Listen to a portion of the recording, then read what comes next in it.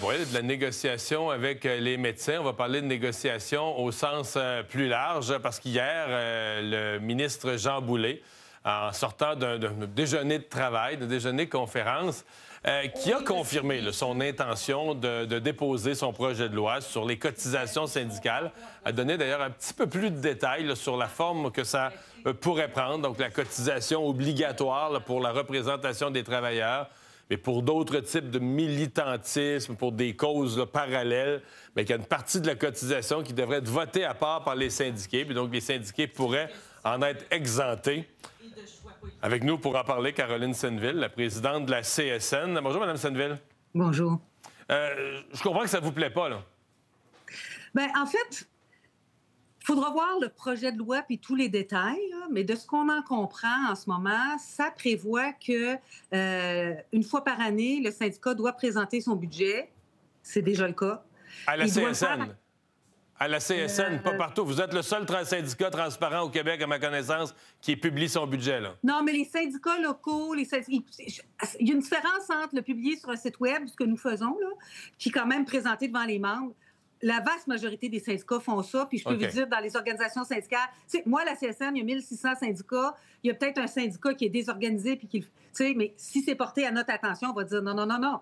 Là, ton budget, il faut que tu le présentes une fois par année à l'Assemblée générale, puis il faut que tu le fasses adopter. Les budgets sont adoptés. Et c'est clairement défini ce qu'on paye dans un budget. Puis, je dirais, au niveau d'un syndicat local, le poste le plus important que je vous dirais, qui n'est pas nécessairement lié à la négociation de convention collective, ça va être des dons. Des dons de charité, par exemple, ou des dons à d'autres syndicats qui sont en grève. Ça, c'est au niveau local.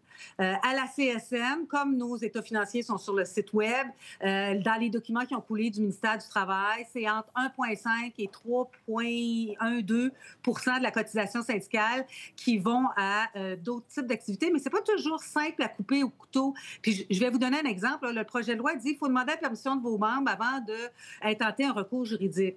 Bien, moi, un des derniers recours juridiques que j'ai fait à la CSN, c'était contre un fournisseur. On avait passé une commande, il ne nous a pas livré la commande qu'on voulait, puis on a pris un recours contre lui. Alors, là, on se pose des questions. Est-ce qu'on va être empêché? Est-ce qu'il va falloir tourner à chaque fois à la CS? Bon, etc. Donc, et pour nous, notre budget, on s'en va. Là, on est en congrès au mois de mai. Je pense c'est pas si fréquent que ça, mais 100% des syndicats de la CSN sont convoqués au congrès. On aide même financièrement des syndicats qui sont plus petits pour venir participer à la semaine de congrès. Et notre budget de confédération, il est adopté en congrès. Puis, c'est déjà arrivé, là. C'est déjà arrivé. On avait prévu un demi-poste d'employé de bureau aux Îles-de-la-Madeleine. Là, les îles s'étaient mobilisées, ils sont allés au micro, puis ils ont dit, nous autres, dans le budget, on veut une employée à temps plein. Puis, bien, ils ont gagné. Ils ont proposé un amendement au budget, les gens ont voté. Et c'est déjà arrivé que, donc, il y ait des modifications au budget. Mais je pense pas que ce qui est en cause, c'est un demi-poste aux Îles-de-la-Madeleine. Ce qui est en cause, c'est... Non, mais c'est la FAE qui s'en va contester une loi sur la laïcité. Là, tu dis, OK, là, tu fais de la politique. C'est les syndicats qui s'embarquent dans des campagnes électorales à dire aux gens, votez pas comme ci, votez comme ça. C'est la CSN. Il y avait une de vos vice-présidentes, j'en ai parlé ici en ondes, qui était dans une manifestation pro-palestinienne. Dénonçait qu'elle avait été quasiment gênée d'être québécoise. Puis là, avec des gens qui criaient dans la foule des slogans limite racistes, anti-juifs. Puis là, tu te dis, OK, quand la CSN est rendue là, finance des activités comme ça, des autobus...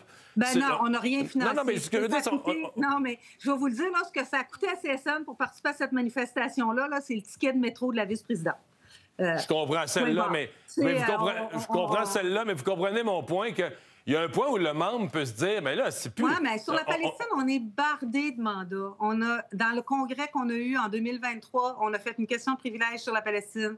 On en a adopté d'autres dans nos instances. On est membre de la Confédération syndicale internationale où il y a des syndicats palestiniens et des syndicats israéliens. Et ils ont émis ensemble une déclaration commune sur laquelle on s'appuie pour dénoncer ce qui se passe à Gaza. On s'appuie aussi sur les résolutions de l'ONU. Et Madame Senneville, je veux juste être clair. Je ne remets pas en question que votre position, vous ne l'avez pas pris de bonne foi. Ce que je remets en question, c'est si moi, j'étais un membre cotisant de la CSN, j'aurais-tu le droit de dire, pour un certain nombre de causes, moi, je ne paye pas pour ça. Cette partie-là, la formule RAND m'oblige à payer une cotisation syndicale pour me défendre comme travailleur. Le reste, faites vos affaires, faites vos patentes, chargez-les-moi pas. Donc, il y a une partie de la cotisation syndicale que je ne paye pas, c'est bien correct. Ceux qui veulent la payer parce qu'ils adhèrent à ces causes-là sont libres. Bien, d'abord, il faut voir, là, sur la question de la Palestine, honnêtement, là, si on a dépensé 15 piastres en 3 ans, là, c'est un exemple. Alors, ça ne change rien.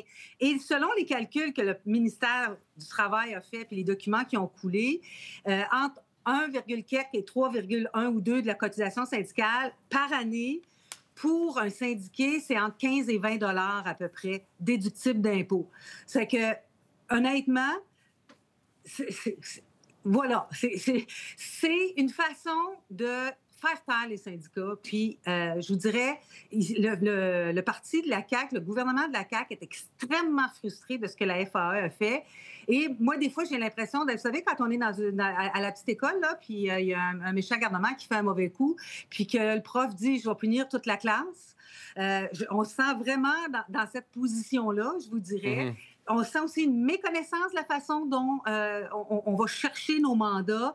Et moi, je pense que la solution, c'est de dire, si je veux pas que la CSN fasse telle affaire, tu nous le dis.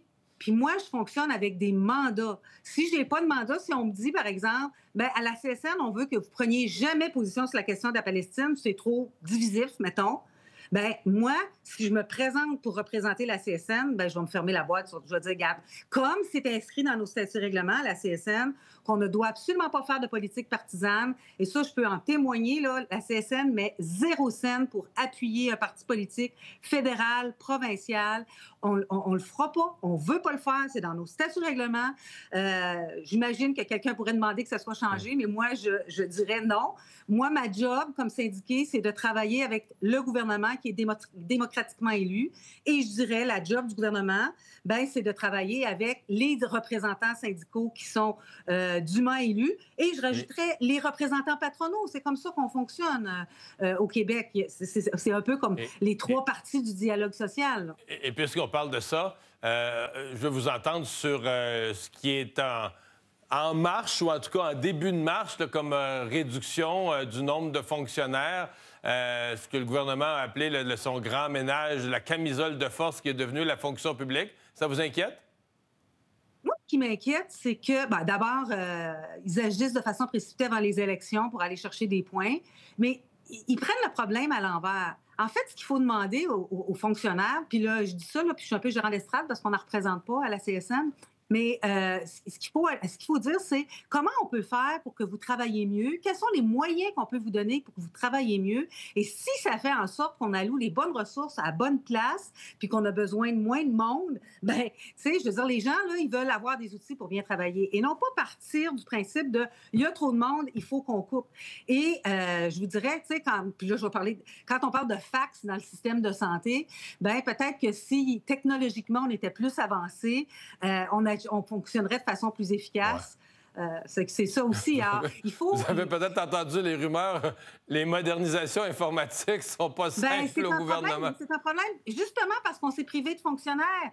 Alors, non seulement on n'a pas de fonctionnaires pour faire la job à l'interne, on a de moins en moins de fonctionnaires pour challenger, par exemple, les gens du privé. Puis c'est correct qu'on peut aller chercher une expertise de pointe en informatique, mais ça nous prend des gens qui sont capables de faire des appels d'offres, de challenger les gens, puis de suivre les contrats.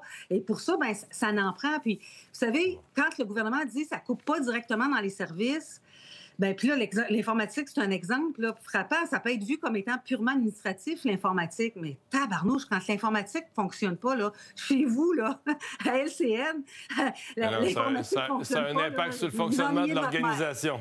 Caroline Selleville, merci d'avoir été avec nous. Ça a été un plaisir. Revoir.